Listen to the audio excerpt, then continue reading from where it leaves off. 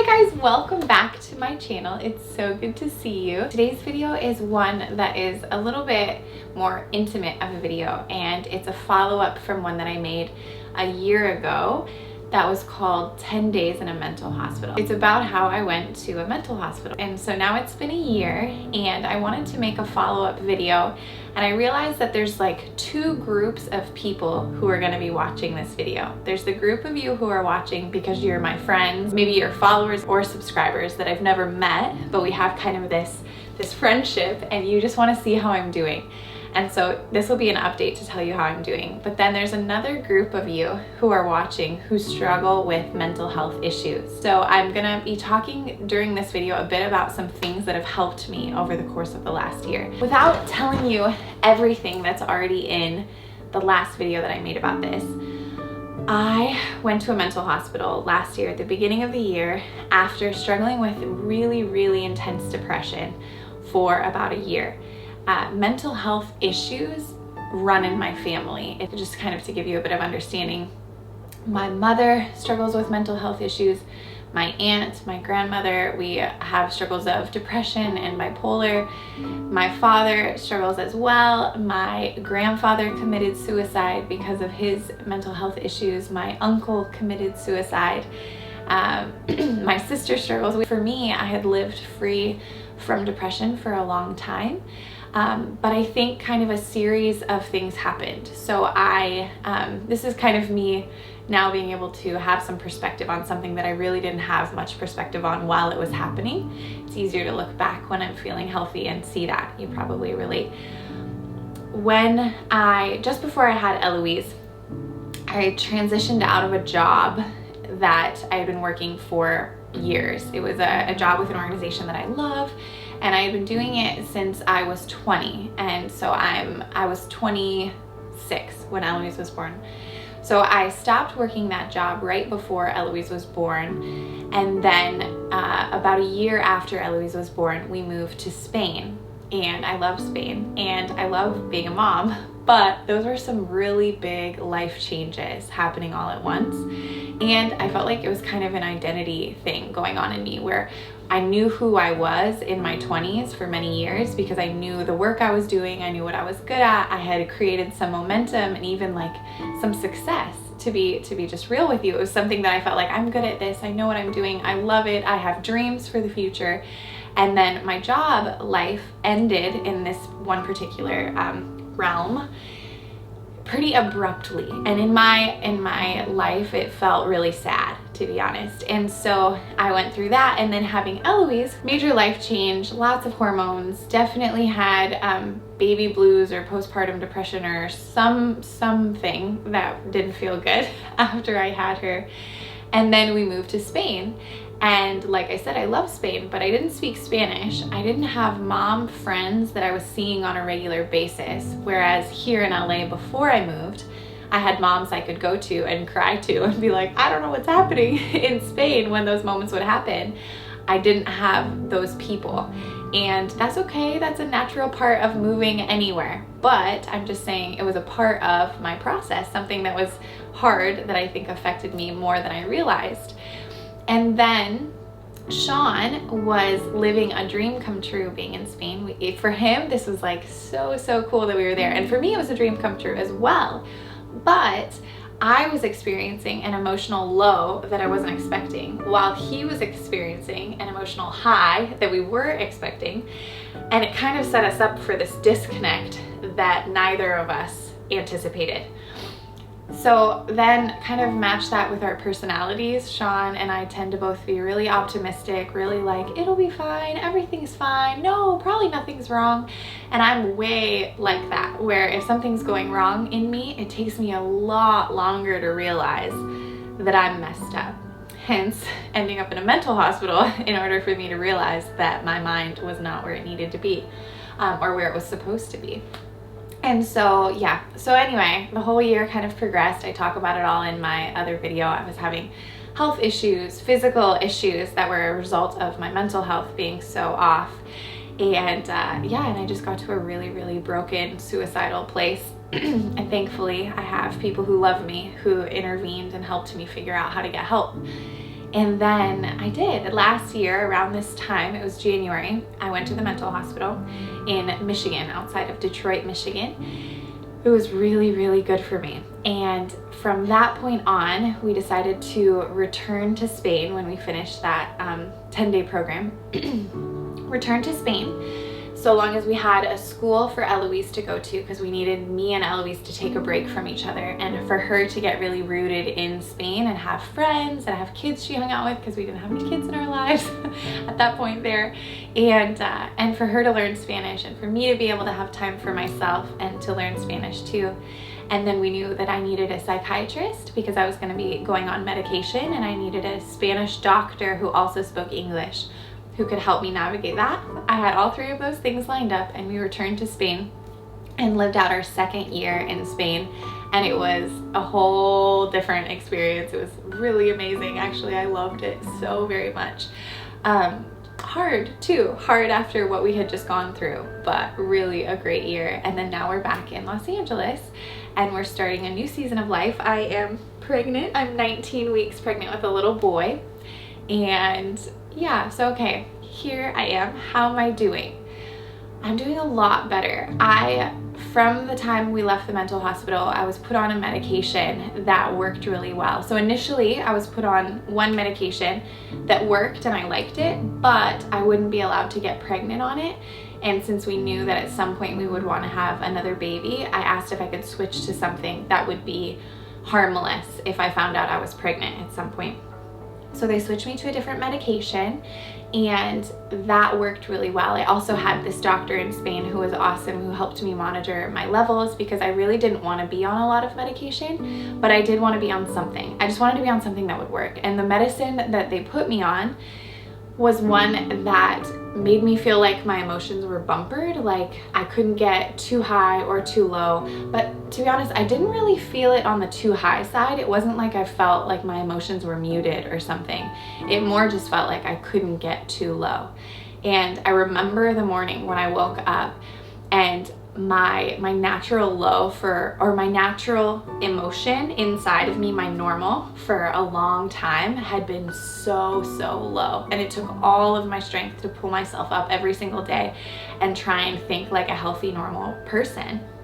Well, I use normal loosely because I know that a lot of us struggle with this stuff, but like a healthy person.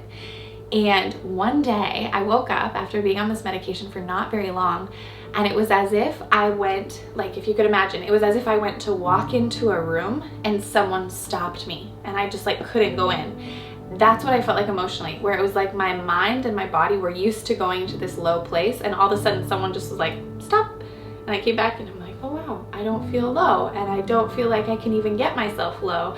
And I had a few hard days kind of scattered throughout after I started taking the medicine, but mostly I felt consistently normal, like consistently, I shouldn't say that, consistently good, healthy, where I could have highs and lows, and my lows didn't feel like suicidal, dark thoughts, which is what I had been experiencing for the better part of a year. So medication helped.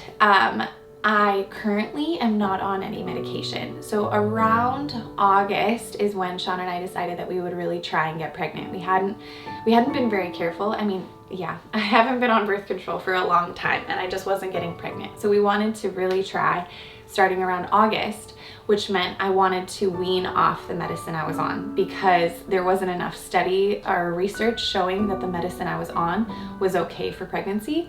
And I felt like to me it was worth it to have a medication-free pregnancy unless I absolutely needed it. And so the doctor helped me. I weaned off the medication. And then I actually got pregnant pretty soon after. So I don't know what I feel like without medication and without being pregnant. It all kind of happened around the same time.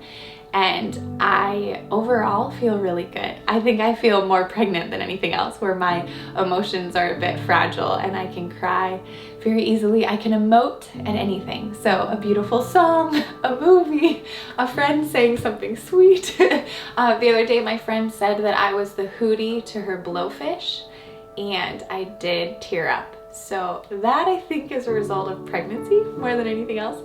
I have not felt suicidal. I haven't felt depressed. life has had challenges, just moving and I don't know, everything. Things have been hard, but I haven't felt the deep emotional lows that I had felt before. And I know that once I have Eloise, I may be in for some not so good feelings, just because that hormones do that to you, and having a baby does that, and then who knows what else might happen. But the cool thing is, this time around I have a lot of people who know what I've been through, and I have a counselor here that I can go to, and I have a doctor that I can go to get back on medication. So so I feel like ready for whatever will come. I do feel a little bit lost. Yeah, lost. I feel good, but just kind of all of that stuff that happened in the last 2 years threw me off, and I wasn't expecting it, and I think I expected more of myself. And so now I'm in this place where, okay, if you can imagine it like this, imagine being in a place and a storm came through, and the storm made everything a big mess, and then the storm left. And you're like, okay, cool, well, at least the storm is gone. But at the same time, there's a lot of rebuilding that has to happen for things to be back to normal or better than before. And I think that's kind of been my last year. And even now moving forward is like, I don't feel like a storm anymore. I don't feel like things are really getting messed up, or that my, I mean, there was a time when I struggled with my relationship with God, my marriage, being a mother. I mean, I wanted to die. So you can imagine my low was at the bottom, right? And now I'm not there, but it's like I'm having to put pieces together and try and figure out who I am now that I've been through all of this. And I never wanted to be that person, and I didn't want to go through that. And in the midst of it, I had another job that I worked with an organization that I started and I love, and it's still going on. But I stepped down from working with them. So another job transition, which to me equated to some like identity crisis almost, where I'm like, okay, now these jobs that I saw myself through, like these successes that I had, and was like, oh, I'm good at this and this and this, like even if I feel like garbage, at least I have these things going for me. I didn't have, and I was not, I don't know, I love doing YouTube. It was so fun, but at the same time, it's by myself, right? Because I'm talking to a camera, I'm editing by myself, and then I'm posting. So it's very little human interaction. So then it's still all in my head. Anyway, so now what I feel is that I'm doing okay, but I'm trying to rebuild and figure out who I am, who do I want to be more than anything, and how do I let go of my past failures, my past, failures, I guess is the right word. Things that I regret, or things that I feel like I could have done better. It's easy for me to look back and be like, oh, none of this would have happened if I just would have done a better job from the beginning at this particular thing.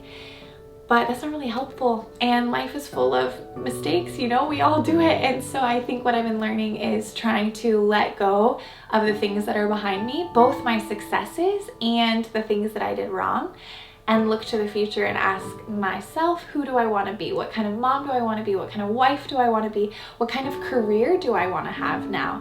Instead of treating this season of life like a loss, I can look at it as this open door of potential, which I've been trying to do. Now that my mind's healthy, it's easier. When I was really depressed, if someone would have told me like, look towards the future as an open door of potential, I'd be like, you have never struggled with this before, have you? Because there's no open door anywhere.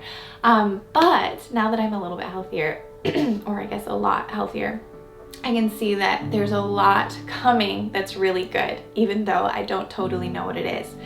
And yeah, so letting go of the past has been a big thing that's been helping me, and it's been kind of allowing me to regain my faith and reconnect with God in a new way, and my family. And yeah, I don't know, I think coming back to California has been really helpful, because this is where I came when I was 18. This is where I met my husband. This is where I found my faith. This is where Eloise was born. So I feel like it's kind of nice to come back now after everything we've been through and feel like things are so very familiar, and I know how to do this life, and I have so many people here that I love who love me back, and it's just refreshing. But I do miss Spain. Really quickly to wrap this up, for any of you guys who are struggling with depression, anxiety, bipolar, mental health issues, self-harm, eating disorders, like all of this stuff, I have experience with, or whether it was me personally or a family member. And here are some basic things that I can tell you that have helped me. For one, getting on the right medication really did help. I know that there are, especially within the Christian faith, there are a lot of mixed opinions on that, and that's okay. And you should really do what you feel is best for you. But I can tell you that in my experience, getting on a medication for this season of life was really, really vital in my process. And I think that it was similar to if like a part of my body was wounded and I just kept doing everything except going and getting some sort of medical help for it. I don't know, my mind felt like it required something beyond everything I was already doing. And just so you know what I was already doing, I had a counselor, I was journaling, I was jogging, I was eating healthy, I was maintaining a diet that was low in sugar and alcohol and substances, and what was I doing? I mean, I feel like I was doing everything I could tell you to do outside of seeing a doctor and getting medication. So by the time I got on medication, it felt like a whole world was different and I could breathe. And so medication, the right medication, now you have to do it with a doctor's help, because the first medicine I got on was not the right medicine for me, and it actually made me feel worse. But if you have a doctor walking with you in that process, they'll catch it really fast and put you on something that works. And also in Spain, the doctor there was committed to seeing me be on the lowest dosage possible. So I don't know if in America we have a different system or something where we're a little bit more carefree and like, oh, take what you want to take. But in Spain, I really appreciated that she was like, we're just gonna put you on whatever you absolutely have to be on, and eventually maybe you won't have to be on this anymore. And I like that a lot. So medication, counseling did help me. And also admitting, I mean, for me, I went to a mental hospital and I told people that I went. And so it was important for me to admit how broken I was, because I think I had lived a long while acting like I was okay and still being somebody who like had it all together, even though I really didn't have it all together inside. And so having some people in your life where you can admit to them you're not okay and have them walk alongside you to get healthy is a really, really important part of getting better and recovering. Also, just connection in general. There's no replacement for connection. Human connection is what we're made for.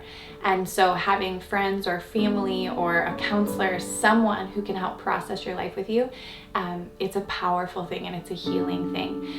The other thing I learned is that there's also no substitute for time. And I hate that, because I want to rush everything and I want it all to be okay really fast, and I want to do everything I possibly can to make the process go as quickly as it can. But after being in Spain 2 years, I started to see things happen in the second year that just couldn't have happened in the first year. Like in the second year of living there, my neighbors knew my name. And I talked to these neighbors the whole time I lived there, but the second year they knew my name and they knew Eloise's name. And I think that it was just a little picture of like, oh yeah, when you're in a place for a while, things get easier. And they start out hard, like me being there and being like, wow, people don't know me and I don't know them and I'm so alone. But then here, year 2, they knew me, and it was just a progression of time. And also, my Spanish got better over time. I was working on it and it just got better, and emotionally things started to level out as Eloise got older. And that was just that. Like, I could try everything I could try earlier, but it just took some time for me to feel better. And so give yourself grace that whatever process you're in, it won't feel like this forever. And if it's really, really painful, I'm so sorry, but you're gonna get better.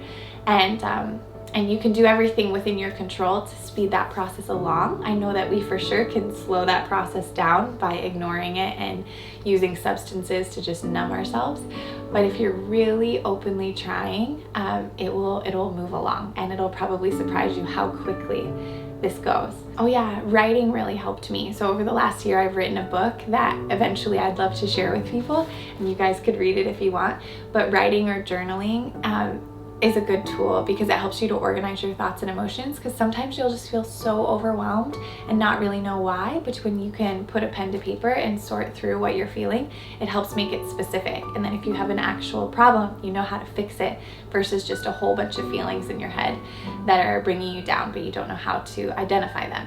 So writing helped. Physical health, That one is something I've mentioned already, but just taking care of your physical body. Exercise makes endorphins, and endorphins make you happy. Who could have done this? Exercise gives you endorphins. Endorphins make you happy.